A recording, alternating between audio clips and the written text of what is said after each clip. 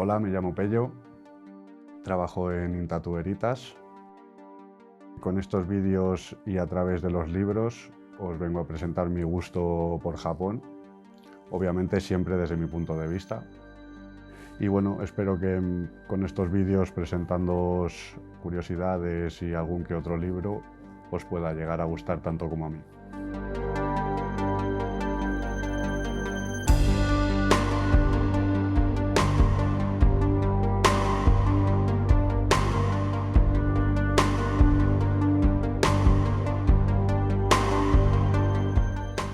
Hola, buenos días chicos, ¿qué tal? Hoy venimos a hablar de las máscaras en el tatuaje japonés. En concreto vamos a hablar de las hanias, que digamos que en el ámbito relacionado con el teatro viene muy relacionado con el teatro no, el teatro de las máscaras. En la época antigua en el teatro japonés no podían actuar las mujeres y entonces la representación de ellas mismas la hacían hombres y se ponían este tipo de máscaras, como por ejemplo la máscara hania, para en este caso representar los celos de una mujer ante un amor incomprendido, digámoslo así.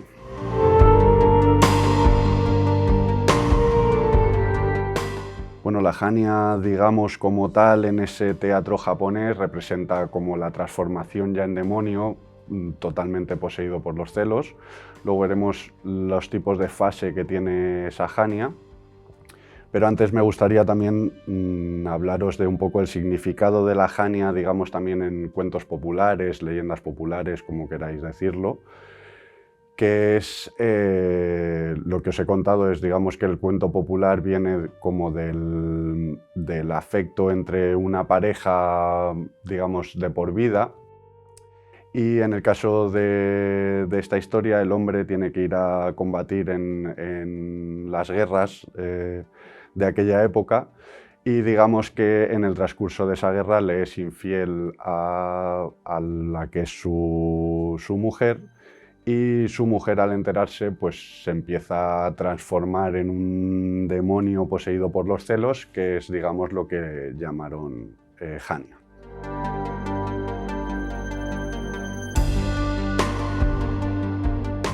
La hania tiene varias fases. Esta, digamos, primera fase la llaman namanari. En muchos casos esa, digamos, transformación, ese inicio de transformación en hania por parte de la mujer empieza en el namanari y digamos que esta primera fase de la evolución tiene un retorno en el sentido de que como es una posesión de un demonio, digámoslo así, siempre hay como una especie de capacidad para poder reconvertirse en la mujer que era antes. Esta fase, como ya os he dicho, digamos que ya le empiezan a surgir un poco los cuernos, empieza a transformarse un poco y se empieza a notar ya, pero no tiene, digamos, mucha fuerza a nivel de poder atacar a la persona a la que quiere atacar, en este caso al hombre. Pero hay que tener obviamente mucho cuidado con ella. Esta representación, digamos, en el tatuaje no es muy común o ocasional, aunque siempre se puede ver esa pequeña transformación de la mujer, aunque de las tres fases es la menos común. La segunda fase la llaman chunari, digamos que ya empieza a marcarse un poco más toda la configuración que tiene una hania. No es una hania como tal, es como esta segunda fase, pero es mucho más difícil ya revertir este tipo de cambio y son muchísimo más agresivas, obviamente. Y con esto llegamos a la tercera fase, que sería la honnari, que digamos que es la hania ya transformada al completo y digamos que es ya irreversible ese cambio hacia lo que era antes, que es ya imposible en esta tercera fase. Luego existen también, digamos que otro tipo de representaciones también. Bueno, antes de hablaros de esto, me gustaría también hablaros, digamos, del color de la hania.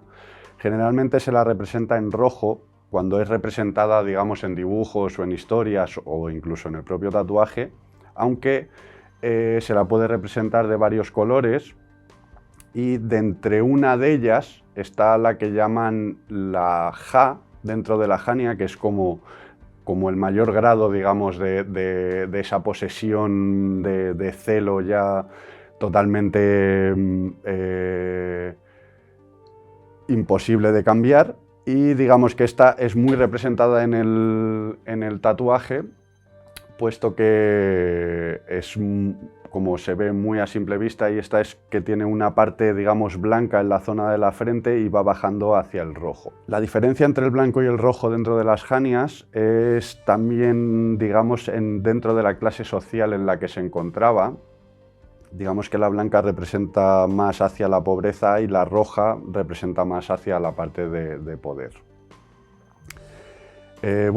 Dentro de todo esto que os estoy contando, os traigo estos dos libros que la verdad que tanto como referencia real del teatro como tanto referencia en dibujos están muy bien, sobre todo para ver y dibujarlas, digamos, como hemos hablado ya en varias ocasiones, en varios vídeos atrás, que el tema del japonés al final se puede reinterpretar como cada uno quiera, pero conviene saber perfectamente de dónde sale cada elemento.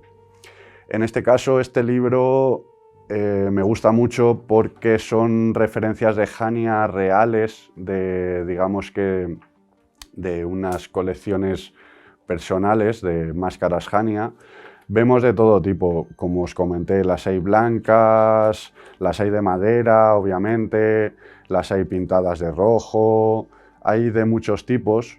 Generalmente todas las máscaras jania hechas en Japón y hechas como para el teatro no japonés vienen por detrás firmadas por el escultor que las hizo generalmente. En el caso de este, bueno, es una colección, digamos, también obviamente hecha por Tattoo Life y por Miki Vialetto, que ya hemos hablado de él y hablaremos, obviamente, y de Fabio Gargiulo, que dentro del mundo del tatuaje japonés y demás le gusta mucho el tema de las janias. Digamos, creo que Gargiulo también en el libro de referencias tiene algo de mano. No sé si en parte será colección suya, no tengo ni idea, la verdad, no sabría deciros. Bueno, el libro este de Miki, de la editorial de Golden Flash Collection, está muy bien porque es una compilación, digamos, de artistas de la talla de lo más grande, vamos, y es una colección todo de interpretaciones de janias de un montón de gente, desde Len Leye hasta Fabio Gargiulo, obviamente, Alex Renke, bueno, infinidad de gente, obviamente. Para coger referencia está muy bien el libro, para que veas los tipos de color que tiene la jania, sus colmillos, la forma de sus ojos, esos cuernos, el pelo. Está muy, muy interesante. Bueno, ¿qué más contaros sobre la jania? A mí personalmente no es un elemento que me guste especialmente.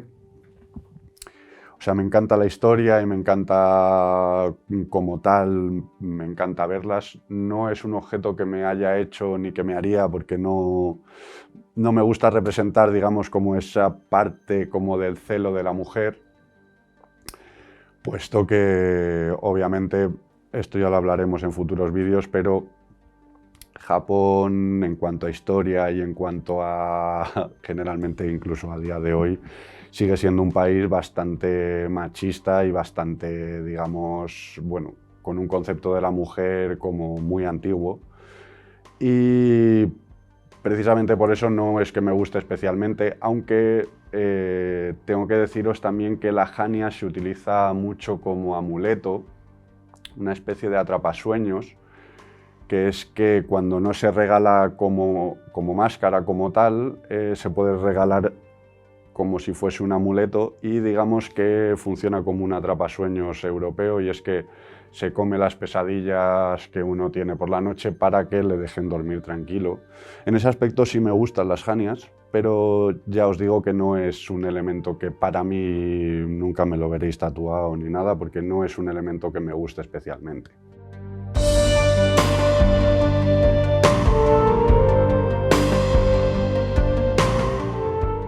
Dentro de estas máscaras Hania, como os comenté, es un recurso muy utilizado en el tatuaje japonés.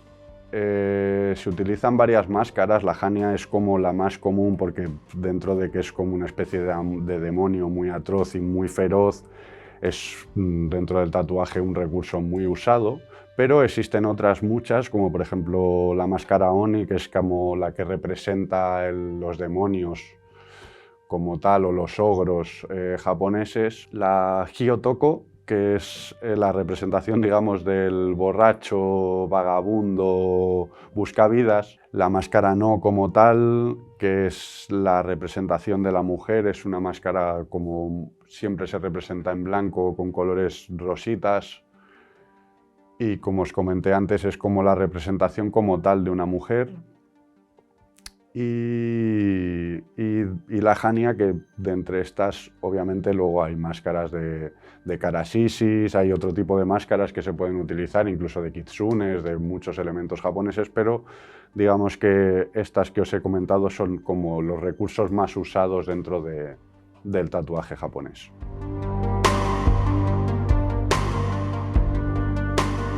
Bueno, como os comenté antes, no es, digamos que las Hanias obviamente no me las veréis tatuadas en mi piel, pero sí que tengo una anécdota bastante curiosa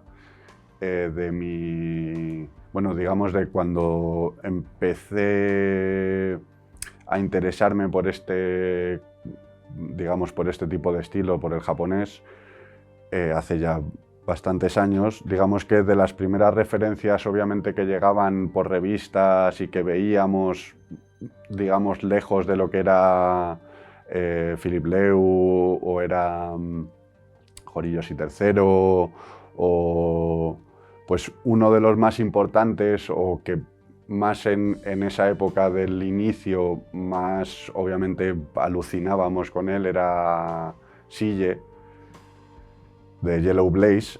Digamos, Sille es un poco, debe ser un pelín más joven que Horiyoshi, no mucho más. Y digamos que es también de Yokohama, de la zona, como digamos, del puerto pesquero de Tokio.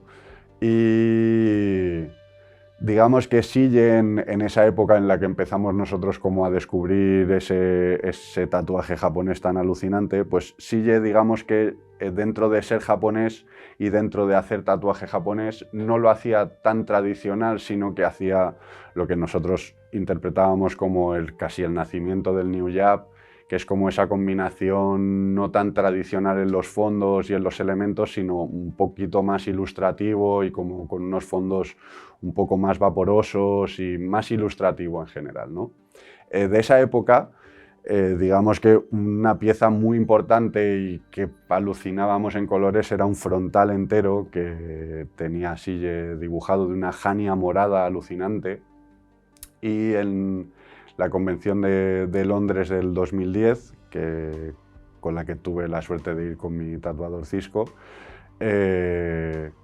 pues tuvimos la suerte de ver a Sille allí en directo, y no solo eso, sino que encima apareció de repente el tatuador, o sea, el tatuador no, el tatuado, la persona que llevaba la Hania, que debía ser un inglés o era una persona occidental que estaba en la convención, porque el tatuaje de esta Hania es bastante antiguo y una de las cosas obviamente por la que se le critica o obviamente hay gente que no le guste tanto Sille es como por ese aspecto, digamos, como mucho más moderno que le da a sus piezas, y ese tratamiento de color que mucha gente dice que esos tonos pastel y esos tonos un poco tan claritos al final en el tiempo están perdidos a que se vayan y que se quede un color tan tan diluido que no se llega a ver. Y en este caso, con esta Hania, que era una Hania de un frontal entero morada completamente,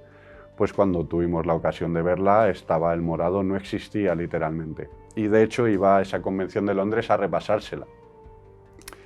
Este fue como un primer contacto que tuve yo con la Hania, y obviamente ver ese pecho y esa pieza tan gigante y tan alucinante de Sille en la época, obviamente para mí me hizo indagar y me hizo intentar entender qué demonios era ese demonio, esa Hania tan alucinante que veía y que mi mente no comprendía en aquel momento.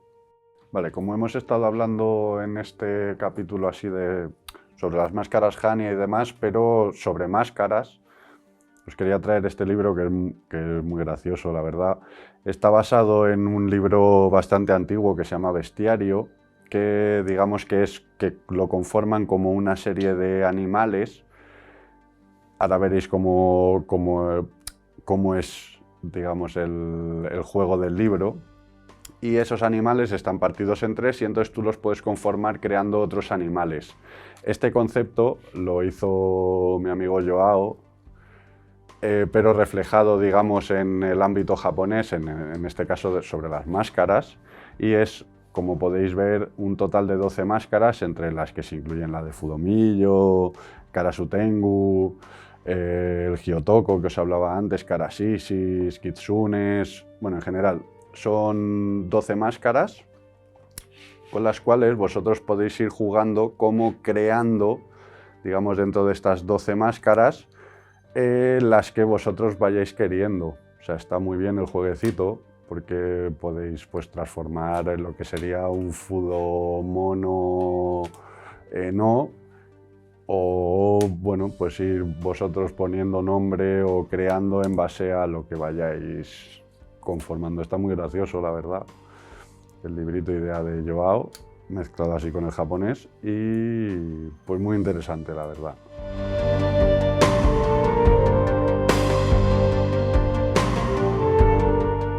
De Hanias, contaros poquito más, la verdad, bueno, obviamente hay muchas historias más y podréis incluso indagar o comentarme cosas que me haya dejado en el tintero.